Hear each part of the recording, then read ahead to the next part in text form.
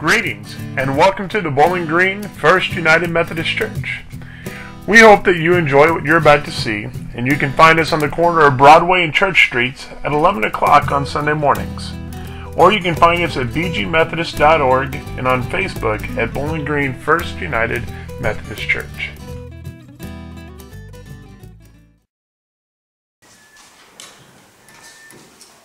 Today we gather in a time of transition. We are looking towards Christmas, but we aren't ready for it to arrive. Our refrigerators still have leftover turkey, and there are pies on the counter, and if we look hard enough, there's probably a stash of Halloween candy hidden away from maybe tiny hands that don't need more sugar. We know that this time of year, we know what this time of year brings. It has become routine and common. The fun and the celebrations are great, but there are very few surprises. We know what to expect. Mary was saying the same thing. She was excited for her upcoming marriage. But every woman was. She was nothing different or unusual. She was a normal, average woman from a small town whose biggest desire was to get married and have a family. All of that began to change when an angel appeared to her and called her the favored one. Luke 1:29 tells us that she was confused by these words and wondered what kind of greeting this might be. Because she was Mary, she was nothing special. She was as common as the blue on that altar, the jeans. But the angel set her on a journey, telling her she would bear a son and name him Jesus. And for proof, the angel told her that her cousin Elizabeth was pregnant, which was hard to believe because she was old and barren. That means no children. And everyone knew that, and everyone was sorry for Elizabeth, and it was awkward. Yet what if the angel was right? This morning, we light our first candle.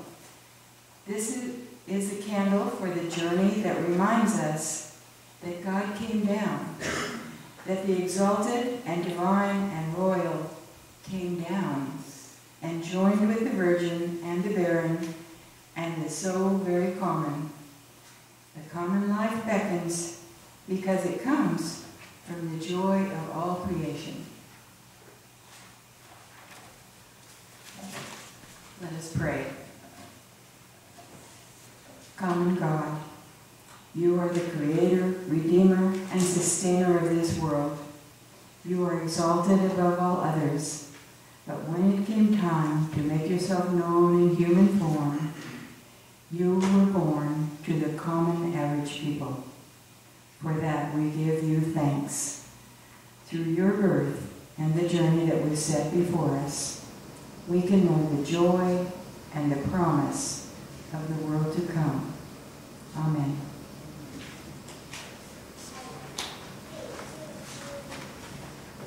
And now we're going to have a musical response, O Come All Ye Faithful, which is 234 in your blue book.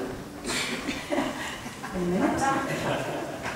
It's different today. Very good.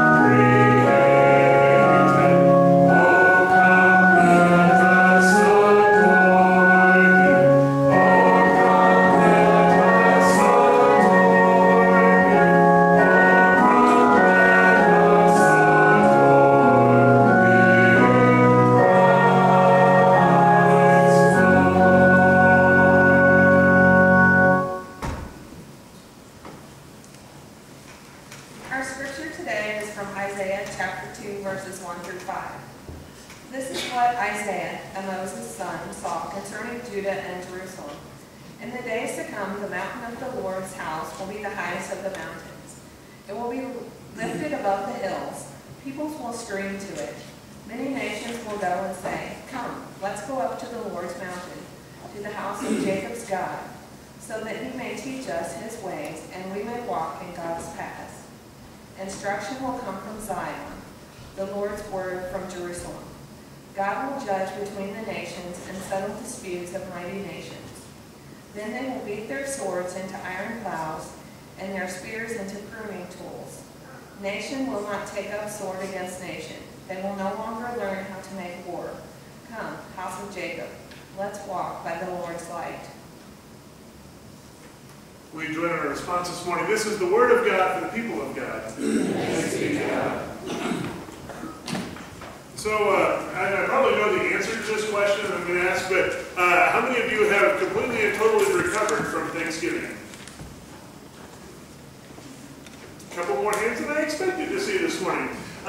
Same thing at Eolia this morning. Enos raised her hand and said, "Well, I have," and I wish I could say the same thing. I'm not sure that I'm completely recovered yet from Thanksgiving, and as much as I said last week that I am ready for Advent, I'm not completely sure that I'm ready for it yet.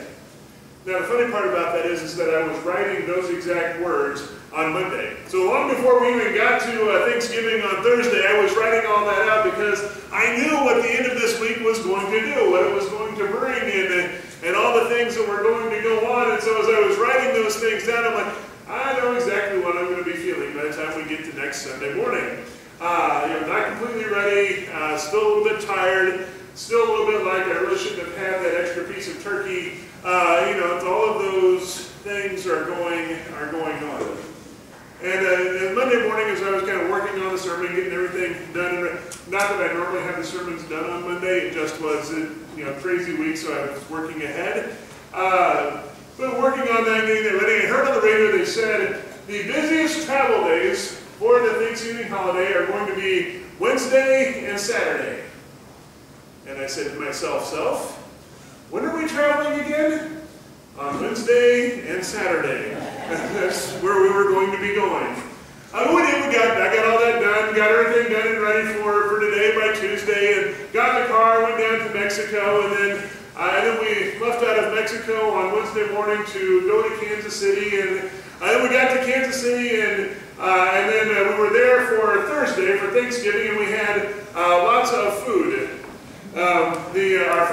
Our first Thanksgiving dinner was with Mom for lunch on Thursday. Our second one was with Dad for dinner on Thursday. And then we left on Friday morning to drive down to Springfield to have Thanksgiving dinner with Emily's family. And so we were ready to be done, but then we had to get back to here. And so we left on Saturday from Springfield and came back to Bowling Green through Kansas City and Mexico. So we have made that whole trip down from northeast Missouri to southwest Missouri and back again. We've made quite the distance. No, I'm not quite used to traveling that much for Thanksgiving. I wouldn't trade it for anything, but kind of a new experience for me to make all those travels. Now, I don't say all that for me to kind of show, oh, look at everything that we did over Thanksgiving, because I know that there are some of you out there that have done at least that on Thanksgiving, have made it at least that far for your Thanksgiving travels, and you know what happens, right? You get in the, my slides decided to change on me. You get in the car and you make your travels, you're traveling on Wednesday, you get there for Thanksgiving Day on Thursday, then there's Black Friday on Friday. At Oak Grove this morning, I said Black Friday on Saturday. It's hard to tell when it starts now, but Black Friday on Saturday, then you've got Saturday, then you've got Sunday, then you're back at work on Monday, and somewhere in the middle of all this, everything just kind of abruptly changes. You go from pumpkin spice lattes on Wednesday to now mint caramel mochas on Saturday, and everything has switched from oranges and browns and yellows to red and green and stars and lights. And Walmart has gone from those last two Halloween costumes in the clearance aisle to now being greenery and Christmas trees and Christmas presents up all over the store. Somewhere in the middle of all this, this transition has taken place, and I'm not quite sure I'm ready for it yet. Now, I said last week, I think I'm ready for Advent. I know it's different when a preacher says they're ready for Advent or for Christmas, because you all may think one thing. We're thinking we're going, okay, we've got these extra services, we've got these other things we're doing, we've got all these pieces lined up and put together, and they are ready to go. I feel good and secure and ready for at least that part of it. Just don't ask me how many Christmas presents I bought. Or if I even know what I'm getting anyone yet for Christmas. Don't listen, Emily. I've got no idea yet what it is that I'm going to be doing for any of that part of things. So I'm not really ready for that yet. Bob and Chris did a great job of reading for this morning and lighting our first candle and reminding us of Mary's story. Mary wasn't celebrating a holiday, wasn't getting ready for a holiday, but she was starting to gear up for things. But it was what everyone was gearing up for, what everyone would do at some point in their life, and it was going well. But it was normal. It was ready. There were no surprises that were going to be expected. She was engaged. They were going to get married. They were going to have a family. That was the way things went. And Mary was kind of gearing up for all of that until something kind of lands itself into the middle of that she wasn't expecting. And then she had to struggle with, what does she do now that her life has taken a different direction, and now she is in transition, and everything is going crazy around her? How does she make that work? And we're going to talk some more about what Mary does next Sunday. But we're going to kind of look at this morning, how do we work through the craziness of our lives when our world seems to get kind of pulled up, and this time of year especially, we begin to get overwhelmed with the busyness of things that are going on, and how everything begins to kind of take over. We get focused so much on the things that are happening, and what is it that we really should be doing in this time? Now, we aren't the inventors of busyness or getting wildly excited about things that are going on, so we get ourselves all caught up in stuff and in things. And Mary, even though she was doing the same thing, it wasn't unusual by her time that this was what was happening. In fact, we can go back and we can look at Isaiah. Isaiah was dealing with this same thing. Now, we stopped at verse 5 this morning. We're going to look real quick just at verse 6. And verse 6 is kind of setting the stage for this, kind of setting the context of the people that Isaiah was writing to. He says, "You have abandoned your people, house of Jacob. They are full of sorcerers from the east and fortune tellers like the Philistines. They hold hands with foreigners' children." Don't ask me what that last part means, because no one has actually figured out too much of that yet. But Isaiah was setting this context of this world that they were living in, that the folks Isaiah was writing to would understand these references. And they would know what he was getting at. We read these and we read other passages in the second chapter of Isaiah, and we see images of violence and harm and war and strife and all of those things. And so we begin to read that passage in one way that is full of all of those things that would have been very familiar to Isaiah's people, but aren't necessarily always as familiar to us. So how do we begin to see that in a way that helps us through our own craziness and busyness of the life we have that we're living right now? So we back up a verse. We go back to verse 5. "Come, house of Jacob, let's walk by the Lord's light." Let's walk by the Lord's light. Remember, house of Jacob, remember Israel, what is the most important piece of all of this? And Isaiah, throughout all of this is reminding them not to overplay their hand. That they don't have to try and make God see just how good they are, how good. We don't have to make God try and see just how good we are.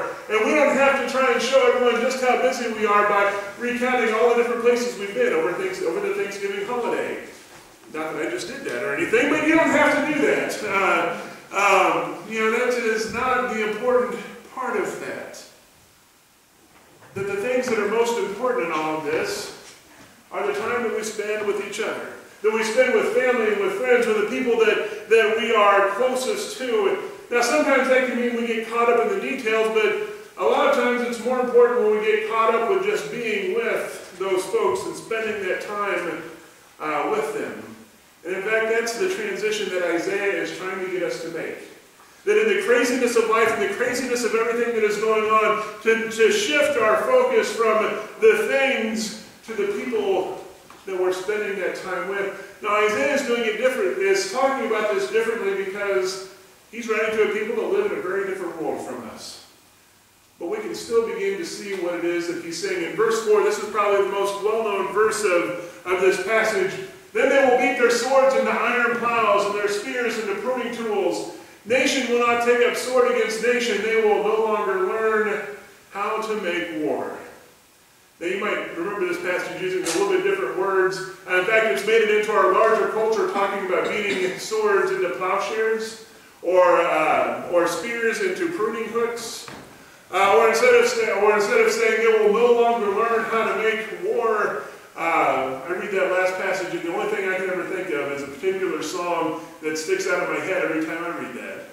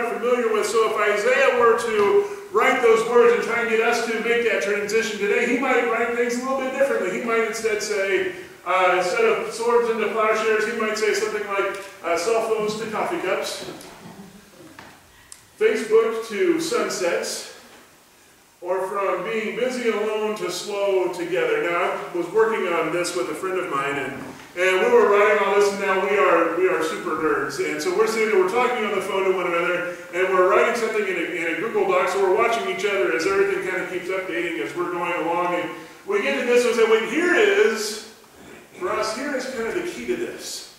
Because we're talking about this transition, the things that take up our time, that take up our space, that take up our effort, that take up all of this other stuff, are our cell phones and Facebook, and y'all have done this, where you've gotten really busy trying to get everything done. You're like, it's just faster if I do it by myself. I've never said that. But we do that, but maybe we need to shift that around a bit. Maybe, stop with some of the cell phones and just find a time to go down and sit down and have a cup of coffee with someone. To spend less time on Facebook and more time watching the sunset with folks we're close to. To letting go of all that busyness that keeps us off by ourselves, just trying to get it done, to finding time to spend together with other people. This is where Isaiah is trying to get us to go. This is where God is trying to get us to go. This is even, you could say, this is what we see Mary struggling with as she is going on her journey, as all of a sudden her life is upended and everything is going crazy around her, and how does she find that place where she can reset and she can find that time together? Because here's what happens when we come together with others, the people that are important to us, the folks that we love and care about. And so when we gather together with Him and we spend this kind of time together, that's when God is also at work. God is there in the midst of that when we're spending that time over a cup of coffee or watching a sunset or just finding time to be slow together and letting the busyness of everything else kind of go on its own. Because we remember something as we read this Christmas story. So often when we remember and we think, well, we know how the story ends. Jesus is born, and that's what we celebrate, and that's where we go with the end of the story. But the story doesn't end there. But we remember that God's kingdom is coming back, that Christ is coming back, and that our job in the middle of that is not to make sure we're checking off all the list of things to do so when God gets back, we've got all the boxes checked. It's not to be able to show and say, look at all the things I've done, God, all the stuff that I've done over this time. But instead it's to say that when God comes back and say, well, God, I already knew you were here. Because I've been to all these places, I've been spending this time with each other, and we have seen your presence over a cup of coffee. We have seen your presence spending time together with one another. We have seen your presence in whatever way we find that, and we know that God has come. As we go forward from this week, I invite you to find some time this week to let go of the busyness of all of these other things and to find that time to spend together with people that you're closest to.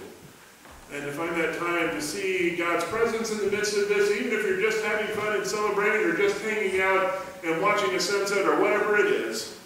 But find that time, share with one another, and see God's presence in the midst of that, and see what Christ is doing in our lives because of that. Let us go and do that kind of work in Christ's name. Amen.